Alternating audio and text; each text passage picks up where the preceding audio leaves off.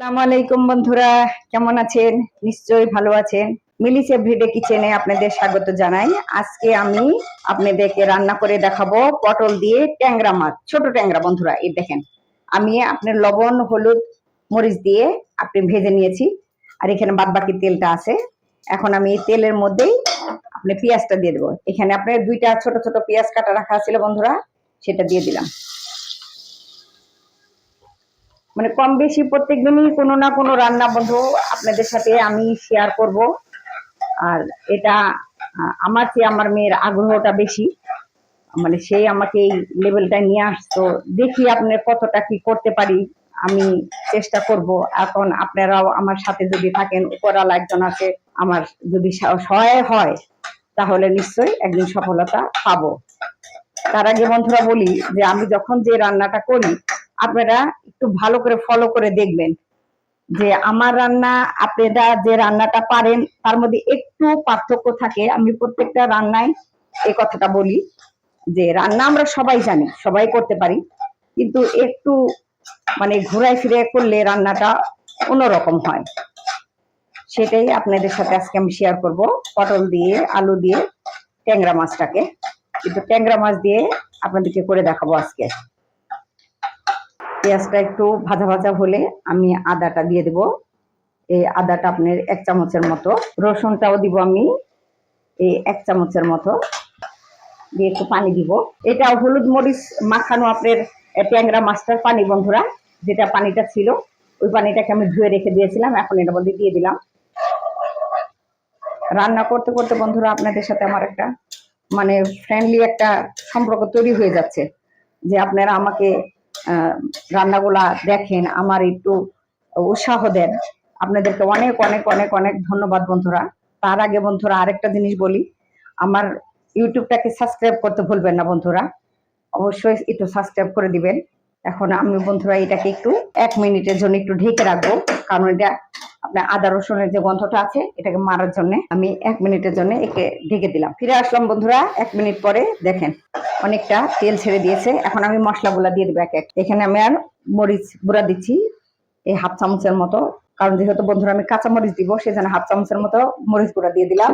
দিয়ে দিব আপনার হলুদ গুঁড়া, 1/2 চামচের মতো হলুদ গুঁড়া দিয়ে দিলাম। দিয়ে মশলাগুলা বন্ধুরা মিক্স করে দিবেন, রেখে দিবেন না যে না একটু পরে দিব। এরপরে দিব আমি ধনে গুঁড়া, ধনে গুঁড়াটাও এই 1/2 চামচের মতো। এরপরে দিব আমি জিরে গুঁড়া, জিরে গুঁড়াটা 1/2 চামচের মতো, 1 চামচ নাই কিন্তু বন্ধুরা। দিয়ে একটুখানি পানি অ্যাড করব যাতে মশলাটা কষানো হয়। এগুলো যেহেতু গুঁড়া মশলা বন্ধুরা, এমনিতে মশলাটা কষানো হয়ে যাবে, এটা কোনো ব্যাপার না, কিন্তু তারপরেও একটু পানি দিয়ে ভালো করে মিক্সড করে একটু কষাই নিলে ভালো হয়। আর রান্নার জিনিস নিয়ে বন্ধুরা সবসময় ছেলে খেলাটা না করাটাই ভালো, কারণ আপনার রান্নায় যদি সেরকম স্বাদ ফ্লেভার কোনোটাই না আসে, দেখবেন খেতেও ভালো লাগে না, মানুষের মনও পাওয়া যায় না। আর হলো সবকিছুই এত ভালো করে ধুয়ে নেবেন বন্ধুরা, যাতে কোনো রকম জীবাণু কীটাণু এটার ভিতরে না থাকে। কারণ বাজারের প্রচুর সবজি পাওয়া যায়, কিন্তু সব সবজির মধ্যে আপনার ফরমালিন মারা আছে, সেজন্য সেই ফরমালিনটাকে নষ্ট করতে হলে সবজিগুলোকে খুব ভালো করে ধুয়ে নেবেন। এখন আমি সবজিটার মধ্যে দিয়ে দেবো বন্ধুরা। এই দেখেন এখানে আলু আর পটল আমি একই লেভেলে কেটেছি, এই যে ছোট ছোট টুকরা করে লম্বা করে স্পেস করে, যেহেতু ট্যাংরা মাছ বন্ধুরা এরকম লম্বা লম্বা, সেজন্য আমি এইভাবে কেটে নিয়েছি। এখন আমি এটার মধ্যে ঢেলে দিচ্ছি, দিয়ে এখন মিক্সড করে দেবো। এইভাবে বন্ধুরা আপনারা কিন্তু ভাজিও করতে পারেন, আপনি আলু পটলটাকে এইভাবে কেটে আপনি এমনি ভাজি করতে পারেন, তাও হবে। আর যদি মনে করেন যে না ভাজি করব না, একটু ঝোল খাবো, তাহলে অসুবিধা নেই, অল্প একটু পানি দিয়ে দিচ্ছি। দিয়ে আমি বন্ধু 5 মিনিটের জন্য ঢেকে রাখবো। 5 মিনিটের জন্য ঢেকে দিলাম, 5 মিনিট পরে ফিরে আসতেছি। আসলাম বন্ধুরা 5 মিনিট পরে, দেখেন আমি কিন্তু আপনি 5 মিনিটের কথা বলে গেছি, কিন্তু 2-1 বার এসে নেড়ে দিয়েছি কিন্তু মাঝখানে। এই দেখেন কষানোটাও হয়ে গেছে, এখন আমি এর মধ্যে পানি দিয়ে দেবো। দেখেন আমি কতটা পানি দিই, আগে আপনারা ফলো করেন।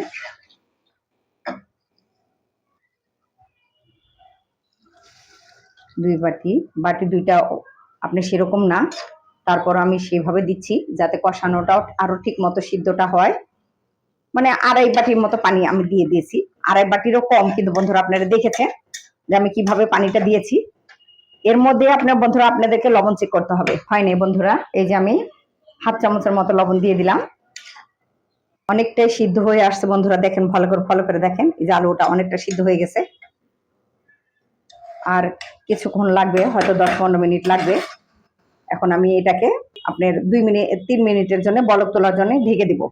তারপরে আপনার বলকটা পুরাটা উঠে গেলে তখন আমি মাছটা দিয়ে দিব। 2 মিনিটের জন্য ঢেকে দিলাম। ফিরে আসলাম বন্ধুরা 2-3 মিনিট পরে, দেখেন পুরাটা বলক উঠে গেছে আর তেলটাও উপরে ভেসে আসছে। এখন আমি এই মাছটা এর মধ্যে দিয়ে দিব, যে ট্যাংরা মাছটা যেটা ভেজে রেখেছিলাম সেটা দিয়ে দিচ্ছি। দেখেন পুরাটা দিয়ে দিলাম। এখন এটাকে আমি বাটি ধোয়া একটু পানি দিব। আগে বলেছি সবসময় যে বলি যে এর মধ্যে মাছটা ভেজে রাখলে যে তেলটা থাকে, সে তেলটা আমি সবসময় বাটি ধুয়ে একটু পানি দিয়ে দিই। পানি দিয়ে দিলাম, দিয়ে আরেকটু পানি দিব বন্ধুরা আমি। আপনারা প্রত্যেকে রান্না জানেন, প্রত্যেকেই বোঝেন যে কি পরিমাণ পানি দিলে, কতটুকু শুকাইলে তারপরে আপনার তরকারিটা হবে, সেটা আপনারা প্রত্যেকেই জানেন। তবে আমি আমার মতো করে বলি, আমার মতো করে করি, সেটা আপনাদেরকে আমি সব সময় আপনাদের সাথে আমি শেয়ার করতেছি। লবণটা হয় নাই বন্ধুরা, আরেকটু লবণ দিতে হবে। এই যে একটুখানি লবণ আমি আরেকটু দিয়ে দিলাম। দিয়ে এখন আমি কাঁচামরিচ দিয়ে দেবো বন্ধুরা। এই যে এই পরিমাণ টুকরা করে আপনার কাঁচামরিচটা দিয়ে দিতে হবে। একটা দিয়েছি, 2টা দিলাম, 3টা দিলাম বন্ধুরা। এর বেশি দিব না, কারণ মাছটা যখন ভেজেছিলাম তখন আমি মরিচ দিয়ে ভেজেছি। আবার যখন আপনার হলো মশলাটা কষাইছি তখন আপনার মরিচ দেওয়া ছিল, সেজন্য কাঁচামরিচটা আমি একটু কম দিয়ে দিলাম। এখন আমি একে ঢেকে দেবো আরো 2-3 মিনিটের মধ্যে। 2-3 মিনিট পরে ফিরে আসতেছি বন্ধুরা, তরকারিটা দেখাবো কেমন হলো। ফিরে আসলাম বন্ধুরা 2-3 মিনিট পরে, দেখেন তরকারিটা হয়ে গেছে। আপনি যে উপরে তেল ভেসে উঠেছে, তাতে বুঝতে পারবেন যে তরকারিটা অলমোস্ট ডান। আলু টালু পুরা সিদ্ধ হয়ে গেছে। আমার একটু ক্যামেরাতে একটু সমস্যা হয়েছিল, সেজন্য আমি আপনার তরকারিটা আবার ঢেকে দিয়েছিলাম। এই যে এখন আপনি দেখেন পুরাটা হয়ে গেছে। এখন আপনাদেরকে আমি পরিবেশন করে দেখাচ্ছি তরকারিটা কেমন হলো। আমি চুলাটা বন্ধ করে দিলাম, আমি বেড়ে দেখাবো। আমি একটু ঝোল রেখেছি বন্ধুরা, আপনারা যদি চান ঝোলটা একদম শুকাই নিতে পারেন, কোনো অসুবিধা নেই। যারা একটু ঝোল খাবেন তারা একটু ঝোল রেখে নেবেন, আর যারা মনে করেন যে ঝোল খাবেন না তারা আপনি কমাই নেবেন, আরো কমাই নেবেন। আর একটু রাখলে হয়তো 5 মিনিটের মতো রাখলে হয়ে যাবে। সেখানে আমি নামাই নিলাম।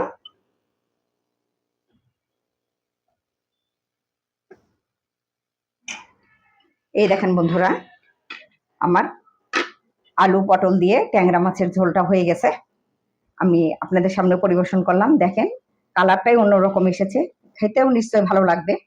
তবে আপনারা দেশের বাহিরে যে যেখান থেকে আমার এই ভিডিওটা দেখতেছেন, তারা আমার মোবাইলে অবশ্যই একটা সাবস্ক্রাইব করবেন আর আমাকে একটু লিখে জানাবেন। আর আপনারা অবশ্যই অবশ্যই করে খাবেন, যাই হোক যেমনই হোক আপনারা ঘরে তৈরি করে খাবেন।